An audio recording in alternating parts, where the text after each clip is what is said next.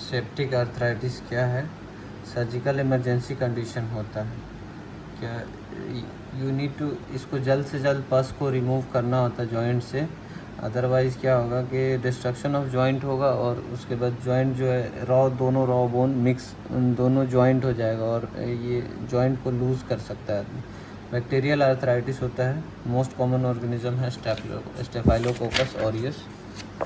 Generally seen देखा जाता है चिल्ड्रन और एल्डरली पॉपुलेशन में, जो जिनका जनरली जो है लो इम्यूनिटी वाले पर्सन को ये इन्फेक्ट करता है staph aureus.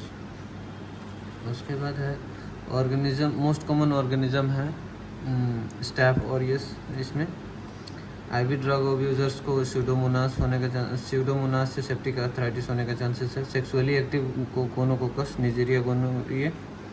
Most common joint है नी जॉइंट होता है। इन्फेंट्स में हिप जॉइंट भी इफेक्ट होता है।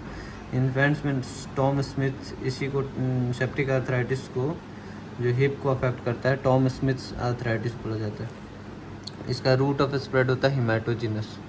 और इसका जो है क्लिनिकल फीचर्स यही क्लिनिकल डायग्नोसिस ही बेसिकली होता है।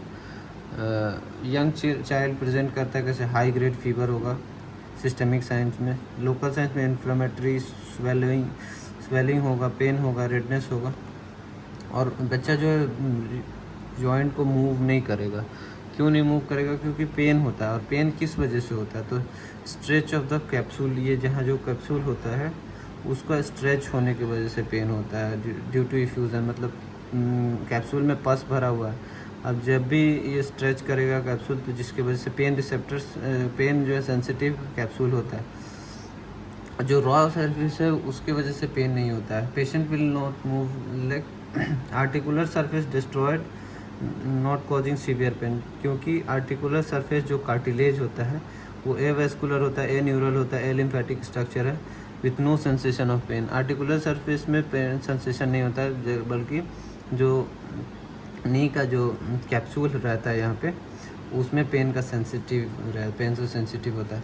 तो इसीलिए आदमी जो है बच्चा या फिर पोजीशन ऑफ द लेग ऐसा पोजीशन में रखेंगे ताकि वॉल्यूम जो है कैप्सूल का बढ़ा रहे, ज़्यादा रहे और स्ट्रेच कम हो, जिसकी वजह से पेन कम होगा। तो पोजीशन ऑफ ईज़ क्या होता है? तो मिनिमम पेन होता है ताकि हिप को जो है फ्लेक्शन होगा, एबडक्शन होगा।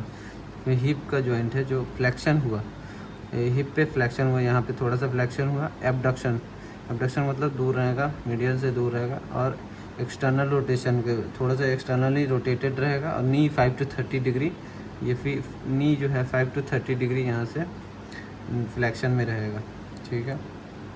और एक पेटेलर टैप साइन पॉजिटिव होगा। मतलब क्या है कि पेटेला जो है ना, पस इसमें भरा हुआ है तो पेटेला थोड़ा ऊपर की तरफ होगा, तो जब टैप करेंगे तो ये अंदर जाएगा डिफ्यूज़न के कारण।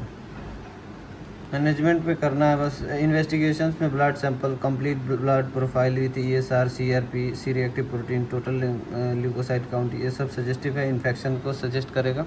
Culture sample collected sample, X ray में भी कुछ स्पेसिफिक चेंजेस नहीं दिखेगा। Widening of the joint space दिख सकता है ड्यू टू कलेक्शन। और लेटली मतलब अर्ली में तो वाइडनिंग दिखेगा, लेट में डिस्ट्रक्शन ऑफ द जॉइंट दिखेगा अगर लेट प्रेजेंट किया। MRI सिनोवियल थिकनिंग दिखेगा। और नेक्स्ट है कि अल्ट्रासाउंडेड गाइडेड एस्पिरेशन करते हैं।